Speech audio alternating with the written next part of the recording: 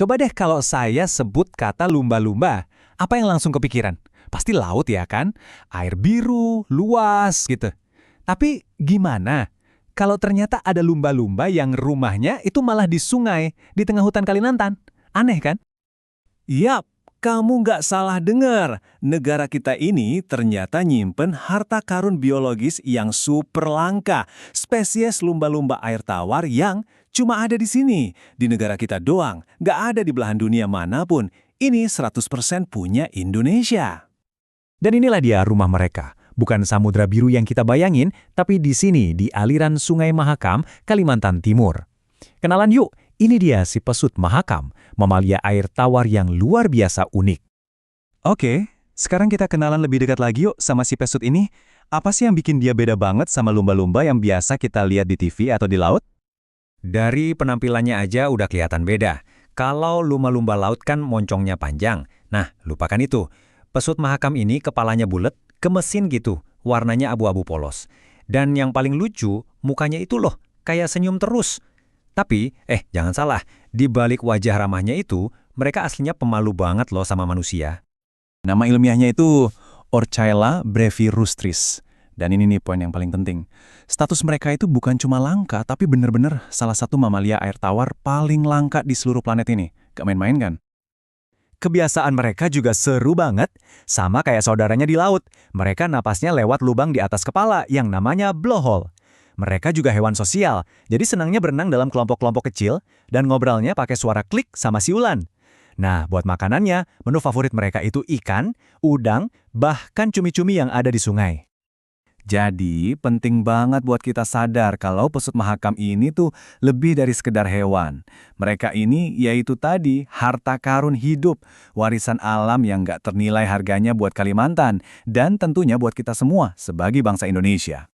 Coba dilihat, ini habitat mereka. Sungai Mahakam itu bukan cuma rumah buat pesut, tapi juga udah jadi ikonnya Kalimantan Timur. Dan saya mau tekenin lagi ya, ini penting, mereka itu eksklusif, cuma ada di Indonesia. Gak bakal kamu temuin di negara lain manapun di dunia. Kalimat ini bener-bener ngena banget. Coba kita renungin sebentar. Hewan seunik ini cuma punya kita. Kalau mereka sampai hilang, ya udah, selesai. Dunia nggak akan pernah punya lagi yang kayak gini. Nggak ada gantinya sama sekali. Tapi, di balik semua keunikan ini, ada kenyataan pahit yang harus kita hadapi. Sekarang, kita harus ngomongin angka. Dan ini, sayangnya, bukan kabar baik. Lihat angka ini baik-baik. Kurang dari 100. Saya ulangi ya, kurang dari 100 ekor. Bukan 1000, apalagi 10.000.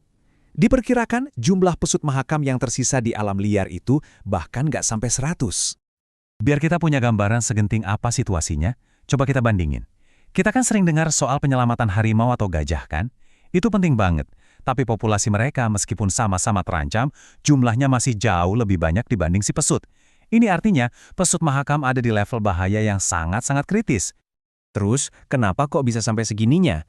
Apa sih yang jadi ancaman terbesar buat mereka? Nah, tersangka utamanya ada 3. Lalu lintas kapal ponton yang super padat, pencemaran air dari limbah industri dan rumah tangga, dan tentunya habitat alami mereka yang pelan-pelan terusik dan hilang. Tapi, oke, jangan putus asa dulu, cerita ini nggak harus berakhir sedih. Harapan itu masih ada kok. Dan disinilah peran kita semua jadi krusial. Ini adalah misi penyelamatan kita, bareng-bareng. Jadi, apa yang bisa kita lakuin? Nggak perlu nunggu jadi ahli atau pejabat dulu kok. Kita bisa mulai dari hal-hal yang simple banget. Pertama, dukung gerakan atau organisasi yang kerjanya melestarikan sungai. Kedua, yang paling mendasar, ayo kurangi sampah plastik kita. Dan ketiga, ya ini, bagikan informasi kayak gini, biar makin banyak orang yang tahu dan peduli sama nasib si pesut.